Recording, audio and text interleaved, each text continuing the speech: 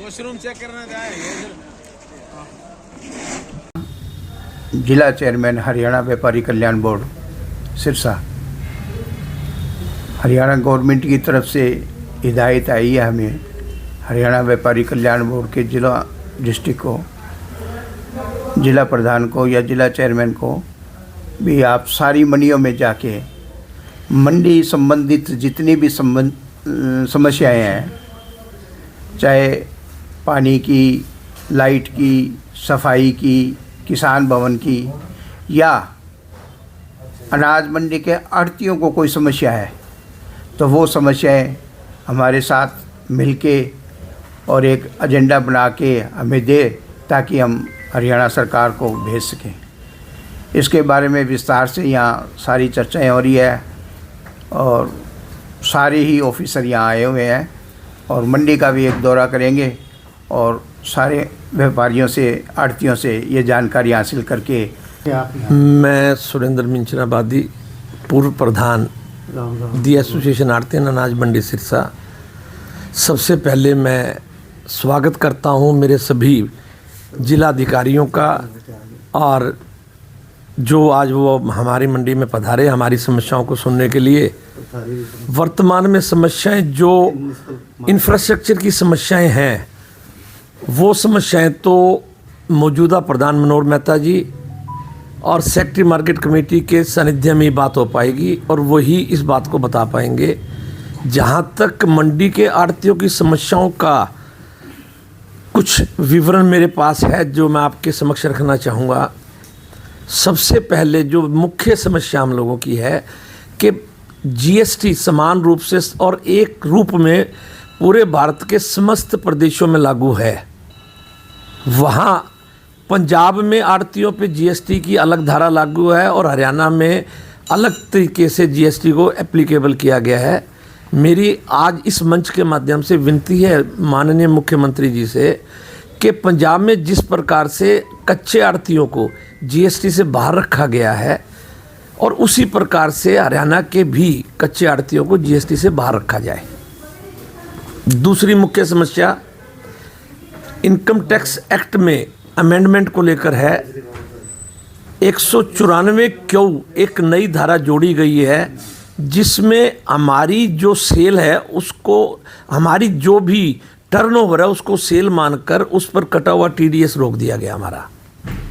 जबकि कच्चा आढ़तिया कोई भी सेल नहीं करता, ना कोई स्टॉक बिल्टअप करता है, वो केवल एक फैसिलिटेटर है। जैसे किसान की फसल वो मंडी के नोटिफाइड एरिया में लेके आता है, हम आढ़ती अपने आदमियों के माध्यम से क्यों फसल को उतारते हैं, सफाई करते हैं, ऑक्शन कराते हैं, भरते हैं और उसके बाद उसकी पेमेंट की कलेक्शन करते हैं।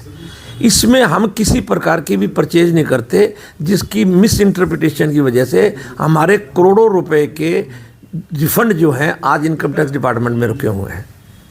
तीसरी मुख्य समस्या हम लोगों की व्यापार में लेकर ये है कि सीसीआई नरमा परचेज करती है।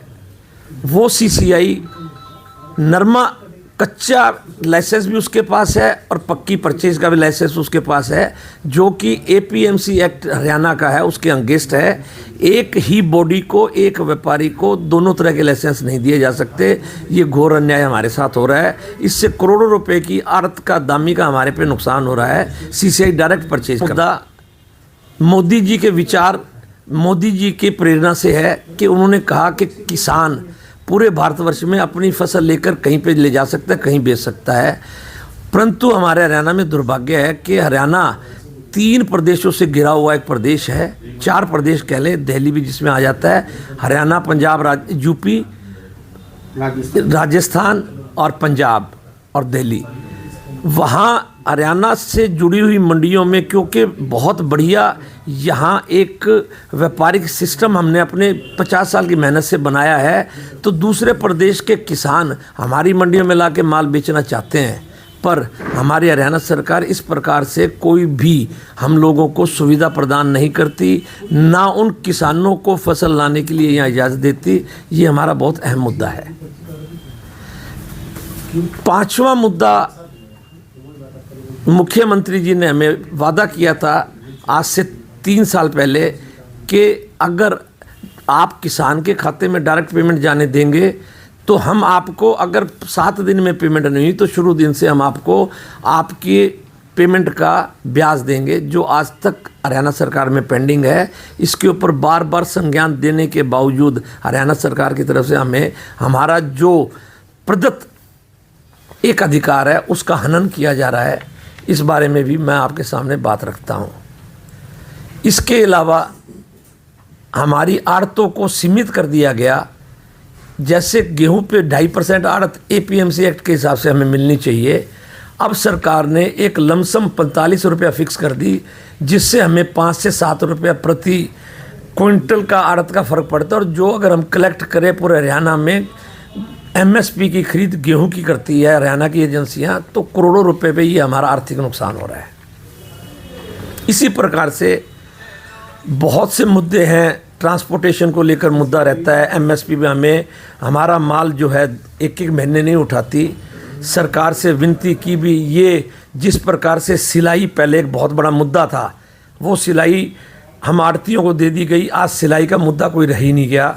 इस प्रकार से अगर ट्रांसपोर्टेशन भी सरकार, हर मंडी में एसोसिएशन बनी हुई है आड़तियों की, उनके माध्यम से उनको ये अधिकार दे दिया जाए तो एक बहुत बड़ा शोषण, आर्थिक शोषण जो ट्रांसपोर्टर्स हम आड़तियों का करते हैं, वो सब चीज़ें खत्म हो जाएं।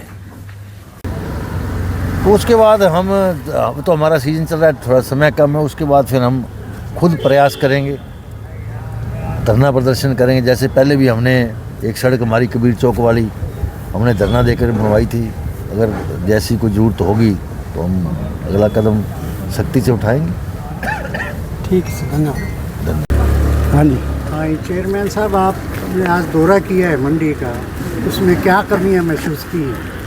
हरियाणा सरकार के आदेश के अनुसार हमने आज अनाज मंडी सिरसा का दौरा किया।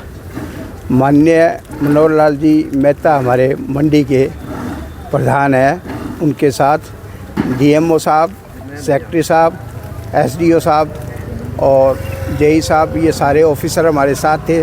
मंडी में काफ़ी समस्याएं थी।